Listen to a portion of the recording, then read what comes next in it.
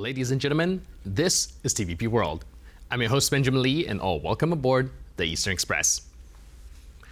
Turkey and Russia often look like partners on paper. Trade flows, energy pipelines, tourism numbers, even a Russian-built nuclear plant scheduled to go online in 2026. But beneath that familiar narrative is a quieter shift. Ankara is slowly loosening its dependence on Russian energy, opening talks with Western and non-Russian partners, rerouting supply chains, and testing new maritime connections across the Black Sea. And in 2025, those changes are triggering subtle but unmistakable friction between Ankara and Moscow. Over the past few weeks, we've seen warning signs. A Turkey-flagged tanker struck near Ukraine explained delays of Turkish vessels in Russian ports, and a Russian cruise ship refused docking in Istanbul. None of these incidents are declared acts of hostility, but all of them spark the same political language. The question now is simple. Are we watching a control realignment or the first tremors of a new maritime rivalry? Without further ado, let's take a look at our latest report to find out more. Diplomacy in the Black Sea has taken another sharp turn, this time over a luxury cruise liner packed with Russian holidaymakers who never made it to Istanbul. The Astoria Grande, Russia's flagship international cruise ship, spent hours drifting off the city's historic shoreline after Turkish authorities refused it permission to dock. No explanation came, and by dawn, the captain was steering the vessel back to Sochi, its marquee Istanbul stop cancelled and tempers on board rising. Turkish media say the vessel with 616 passengers on board waited through the night beside the Sayırburnu Peninsula within sight of a Hagia Sophia without receiving clearance from the Maritime Administration. For many, Istanbul was the jewel of a 2-week itinerary through Marmaris, Bodrum and Izmir. Instead, the tour ended without passengers ever setting foot in Turkey's biggest city. Russian outlets quickly labeled the episode, quote, revenge. Just days earlier, Russia had blocked the Turkish ferry Sea Bridge from entering Sochi, the first voyage on the Trabzon-Sochi line in 14 years. After 2 days waiting offshore, that ferry was forced to head back to Turkey. Ankara's transport minister warned afterwards that Turkey would apply reciprocity. Tensions deepened further after a Russian drone strike in Ukraine's Izmail port sparked a major fire on a Turkish cargo ship, forcing evacuations across the Romanian border. All of this as Ankara continues to present itself as a mediator in peace efforts during Zelensky's visit. Neither Ankara nor Moscow have commented. But in the Black Sea, where tourism, trade and geopolitics constantly collide, even cruise liners now seem caught in the crossfire. And now, let's zone in on the East-plating portion of our show. Turkey is reshaping its energy future. Once deeply tied to Russian gas flows through Turk Stream pipelines, Ankara is now shifting towards a diversified, pragmatic strategy. Here's how that realignment is unfolding and what it means for NATO and Moscow. Turkey still imports around 70 to 75% of its energy, but its dependency on Russian gas is slowly declining. Turk Stream continues to deliver Russian gas under the Black Sea into Thrace. Yet Ankara is expanding LNG, renewables and non-Russian nuclear partnerships to dilute Moscow's leverage. The shift accelerated in 2025, with a long-term LNG deal covering roughly 10% of current consumption, a revived Sinop nuclear project with the United States and South Korea, and large solar storage and wind investments strengthening the grid. New offshore gas from the Caspian, jointly developed with Azerbaijan, will add further supply next year. Still, Ankara is not severing ties with Moscow. It maintains cooperation on Turk Stream while building new alliances that broaden its options. For NATO, this makes Turkey more resilient. For Russia, it signals a gradual erosion of influence in a region where pipeline politics once guaranteed strategic advantage. With LNG expansion, new nuclear plants and offshore gas coming online, Turkey is positioning itself as a regional energy hub and reducing the risk of dependence on any single supplier. And now, let's take a look at the issue in greater detail. For decades, Turkey and Russia have walked a fine tightrope: energy deals, tourist flows, geopolitical cooperation. But beneath that choreography lies a growing tension: unspoken, maritime, structural. And now that tension is starting to show. Under pressure from new US sanctions and European pushback, Ankara is scrambling to reduce reliance on Russian oil, gas, and future nuclear power. Where once Russian pipelines and Russian-built nuclear plants scheduled to launch next year underpinned cooperation, now Ankara is opening talks with Western and non-Russian partners for energy deals and new infrastructure. This shift is geopolitical, of course. It's not just about economics. Because somewhere between the tanker strikes and denied cruise ship docking, the balance of power in the Black Sea is shifting. According to regional analysts, Ankara is again emerging as the dominant maritime actor, a role Moscow previously assumed. For Russia, this is deeply unsettling. A Turkey increasingly aligned with Western energy sources and less dependent on Moscow gas means fewer leverage points. Ankara that may sooner or later deprioritize a Russian-built nuclear power plant, one that no longer welcomes unfettered Kremlin tourism or maritime commerce on friendly terms. For Ankara, the pivot is as much about self-reliance as about hedging bets. Building a diversified energy infrastructure, nuclear, LNG, renewable, is, in their view, national security. So today, Turkey and Russia are caught in a gray zone. Certainly not allies, but not open adversaries as well. Rather, competitors with overlapping interests and diverging strategies. A transactional partnership coming apart. In the Black Sea, once a corridor of cooperation is slowly being remapped as an arena of cautious rivalry. And whoever controls power in the Black Sea may define Eurasia's geopolitical balance for years to come. And now, here to shed more light on the issue is Kivanç Ulusoy, Professor of Political Science from Istanbul University. Hello, sir, and welcome to Eastern Express.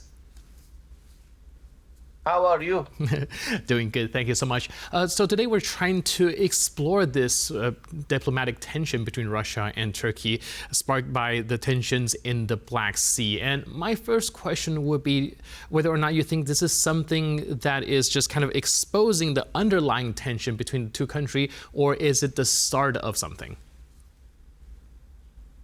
I think it's the start of something because for the time being, I mean, in Turkish media, we don't hear very much about this tension.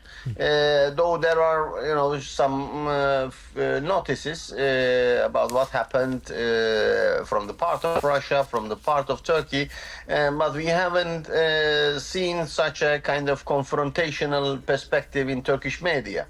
I say the start of something because, as long as Turkey sides with Ukraine in the war in Ukraine, the tension is supposed to increase.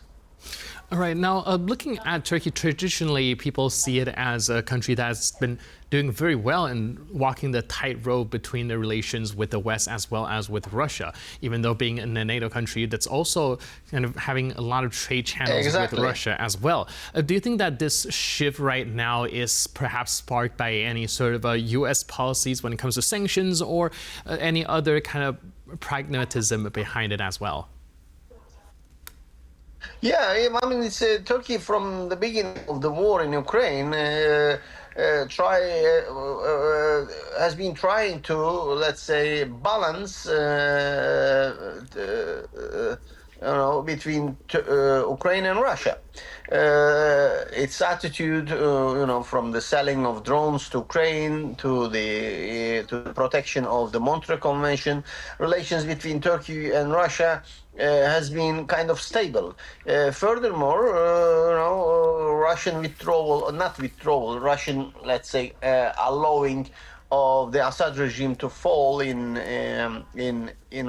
Syria helped Turkey to be more involved with the Syria case. So I was expecting a kind of tension between Russia and Turkey, but I see now Turkey is kind of moving more strongly in the case of Russia-Ukraine war, which Russia is not very happy, because Russia wants to keep this war like a domestic affair, and it doesn't want Turkey to get involved too much. All right, we're also looking at Turkey's attempt at having more energy independence from Russia as well. Do you think that this is a more economic decision, or is it more based on geopolitics? Look, I mean, Russia or energy dependence to Russia is kind of disturbing. Also, is known very well.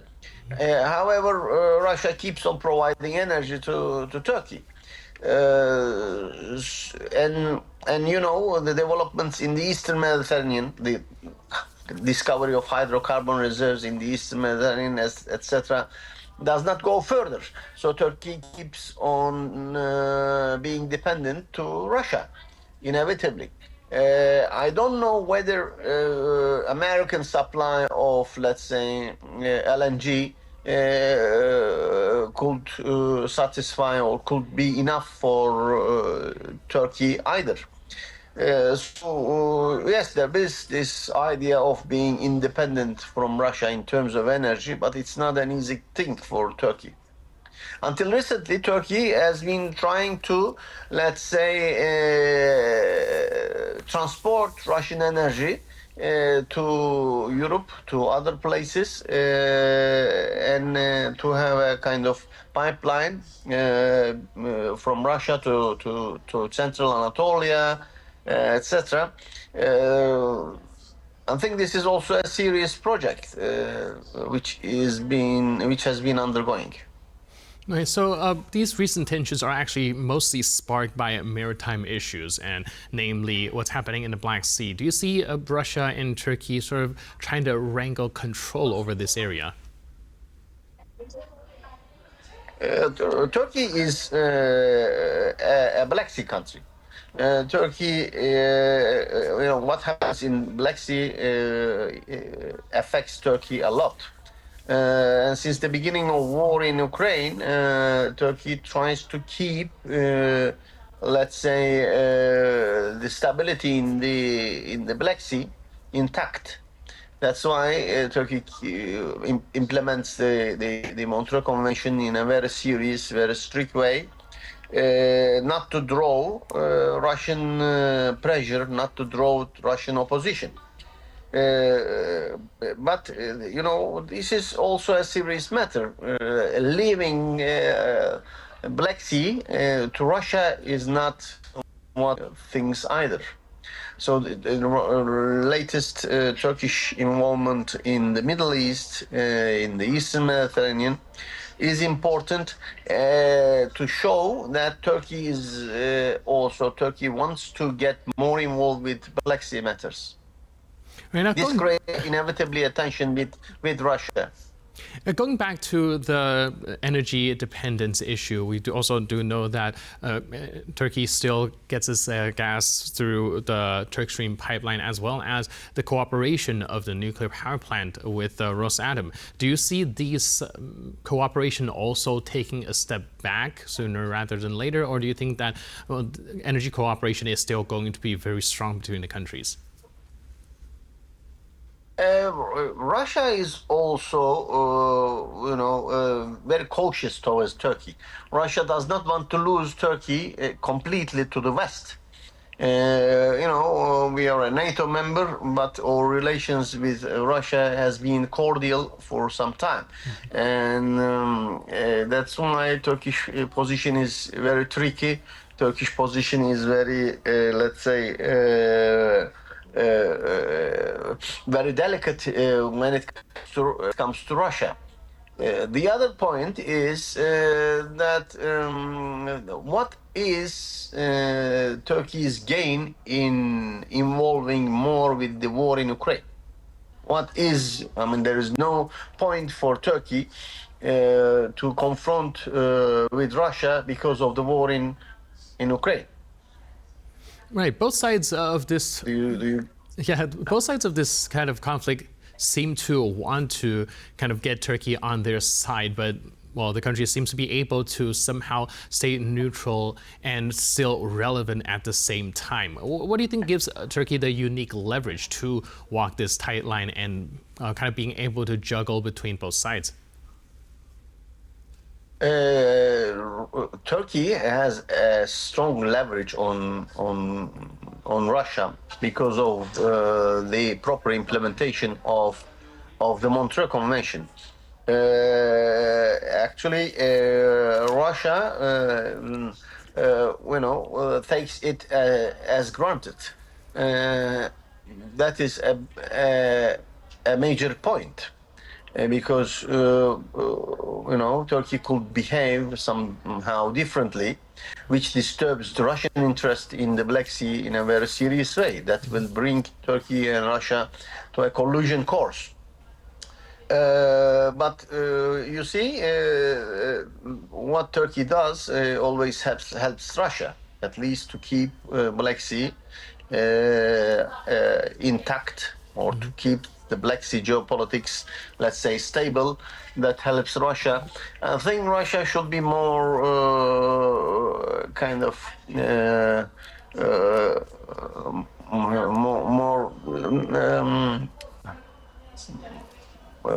could be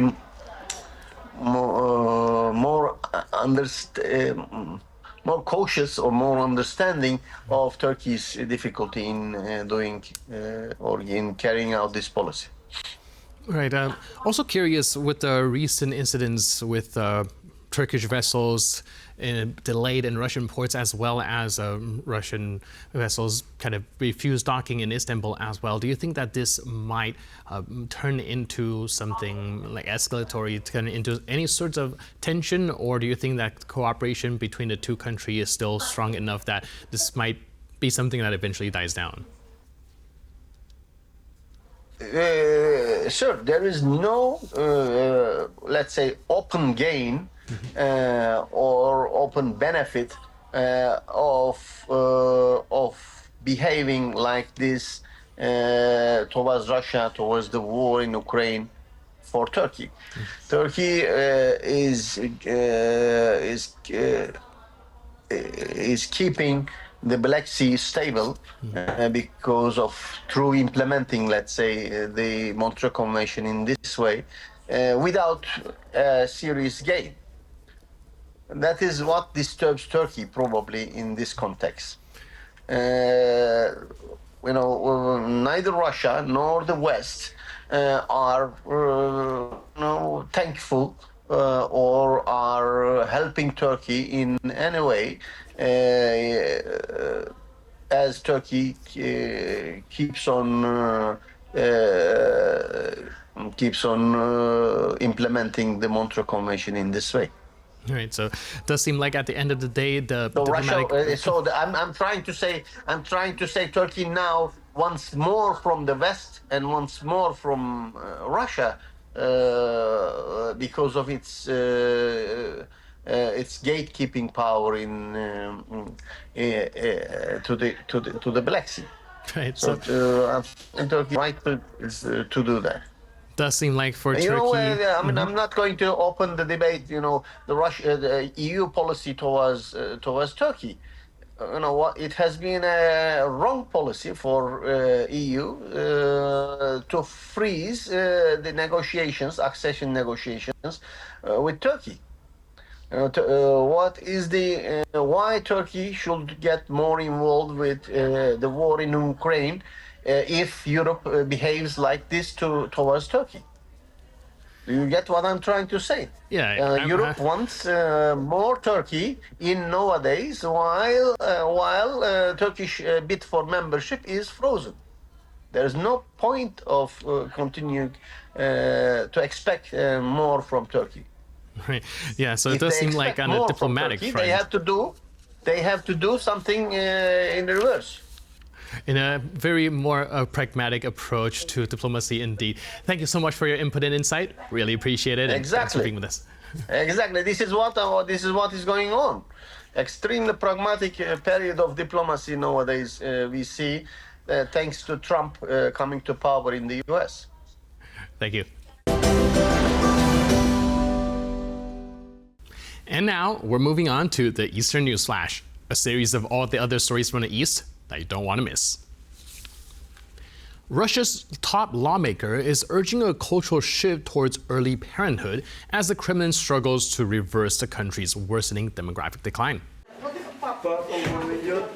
Federation Council Speaker Valentina Matvienko said young Russians should see having children soon after turning 18 as a norm.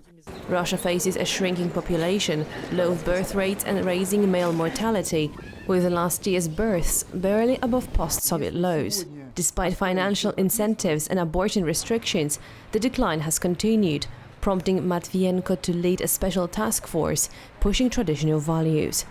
She said money alone won't fix the trend and called for a broader cultural reset. Yale researchers are using satellite imagery and geotagged Russian selfies to track Ukrainian children abducted by Russia. The Humanitarian Research Lab has mapped 210 re-education and military camps across Russia where abducted children are held.